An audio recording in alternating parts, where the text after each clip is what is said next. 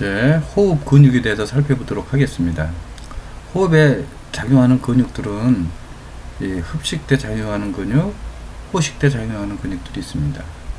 여기를 이렇게 놓고 잘라보면 흡식 때 작용하는 것들은, 자, 이 횡격막이 숨을 마실 때 그 대기압보다 낮게 만들기 위해서는 용족이 커져야 되는데, 커지기 위해서는 횡격막이 수축이 돼서 아래로 내려가면 폐의 아랫부분이 확장이 되겠죠. 그리고 외늑강근이 또 이렇게 수축이 되면서 늑골을 벌려서 안에 있는 폐의 용적이 이제 커질 수 있도록 이렇게 해주겠죠. 그 다음에 이 사각근하고 흉쇄 돌고는 이 쇄골 부위에 있으면서 폐의 꼭대기를 첨부를 위로 끌어올리는 거죠.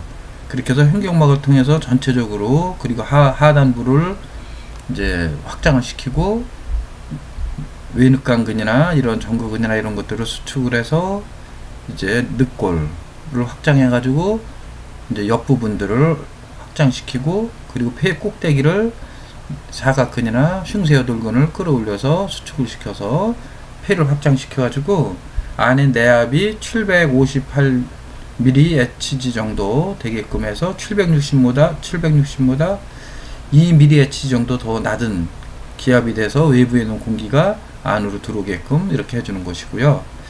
이제 호식은 반대로 이제 이 외늑강근, 뭐 횡격막, 이것들이 수축이 돼서 횡격막이 아래로 내려왔던 것이 이완이 되면서 위로 올라오고, 외늑강근이 수축이 돼서 늑골이 벌어졌던 것을 안으로 다시 집어넣어주고, 이때 또 내늑강근, 외복사근, 이제 내복사근, 복행근, 복직근, 이러한 근육들이 이제 같이 작용을 하게 된다는 거죠. 이런 것들이 다 그 호흡에 관련되는 근육들이고, 특히 이제 이 복직근도 날숨에서 안으로 수축돼서 들어간다고 하는 것이고요. 이러한 것들은 특히 호식, 내쉬는 숨에서는 이 횡격막과 외늑강근, 이러한 흡식 때 수축되었던 근육들이 이완이 되면서 그 탄성으로 이제 호식이 일어난다고 하는 거죠. 이것이 수축이 되면서 그 흉곽 내압이 762mHg 이상으로 높아져서 이제 대기압 760mHg보다 높기 때문에 이제 몸 밖으로 숨을 내보낼 수 있는 이러한 기전이 이루어진다라고 할 수가 있겠습니다. 이것은 횡격막의 구조입니다. 그래서 횡격막에는 요 가슴, 갈비뼈 요 밑에 이렇게 붙어 있는 건데, 여기에는 이 식도 구멍이 있고, 식도가 음식 먹은 게 위장으로 내려오려면 횡격막이 가로막고 있으면 못 내려오잖아요. 이렇게 구멍이 있어 가지고 아래로 횡격막이 내려오게 해주고, 또 다리 쪽으로 혈액이 공급이 돼야 되는데 그때 이 횡격막을 뚫고 내려올 수 있도록 이렇게 구멍이 있어요. 또 하대정맥도 내려올 수 있도록 이렇게 구멍이 있고요. 이런 구멍을 통해서 이제 관이 내려와 가지고 혈액도 공급해주고, 아래쪽으로 또 음식 먹은 것이 위장으로 내려올 수 있게끔 이렇게 해주기도 한다고 하는 거죠. 또 여기 보이는 이 근육들, 이 장유근이라고 하는 건데, 소유근과 대유근, 네, 이러한 것들, 근육들은 이제 장유근의 일종이라고 할 수가 있겠습니다. 이 부분은 이제 간에 눌려서 나타난 자국이라고 하는 거죠. 횡격막이. 그래서 횡격막이 간하고 잘 유착이 되게 되면 간이 팽창이 돼 가지고 이제 호흡이 잘 안 이루어지고, 음식 먹은 것들이 잘 내리지 못하고, 또 숨이 이 간에 눌려서 횡격막이 아래로 내려왔다 올라왔다가 안 되면 그 횡격막의 움직임이 적어지고 폐활량이 적어져요. 그래서 숨을 이제 아랫배까지 쉬질 못하고 윗배, 그 가슴 쪽에서만 숨을 쉬고, 이것이 더 만약에 유착이 돼 갖고 간이 더 팽배해지고 음식 먹은 게 안에 차이고 그러면 횡격막이 계속 위로 밀어 올려져서 숨이 가빠지는 거예요. 빨라지고. 자, 폐의 용적입니다. 폐의 총 용량은 6,000cc라고 해요.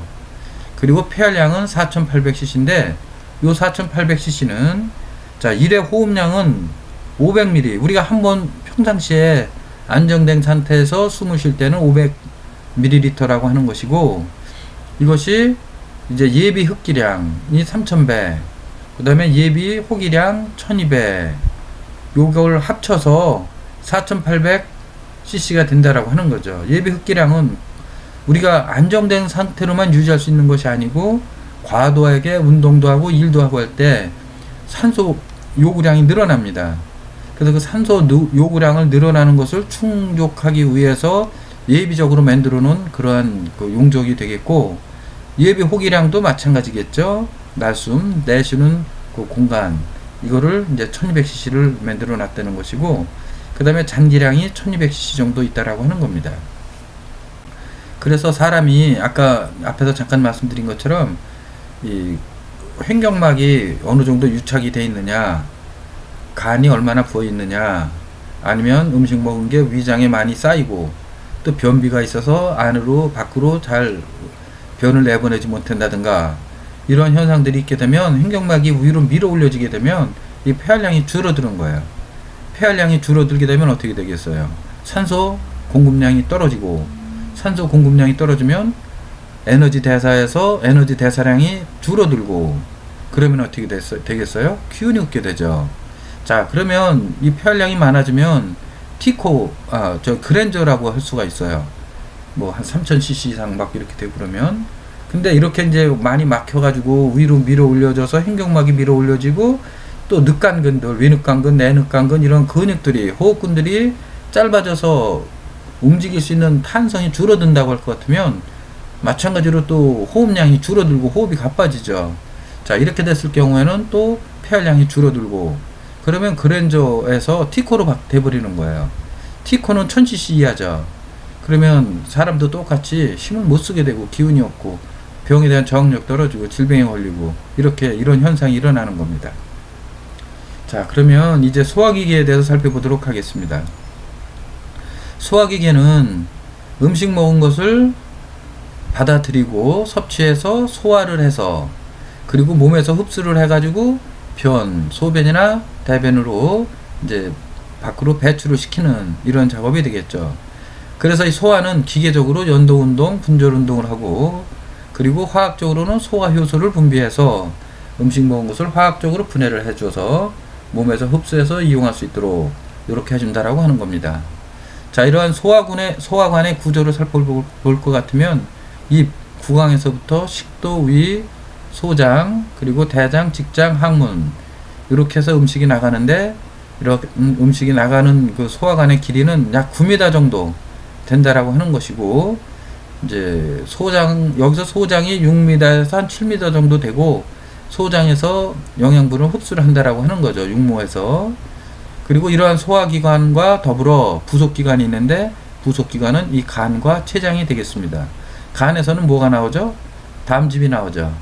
예, 담즙이 나와가지고 이제 지방을 분해하는데 도움을 주고, 췌장에서는 또 뭐가 나와요? 이자약이 나오죠. 여기서 소화효소들이 나와가지고 이제 화학적으로 음식 먹은 것들을 이제 분해를 해서 소화를 해가지고 흡수하기 좋게끔 이렇게 만들어주는 이러한 역할을 하는 거죠.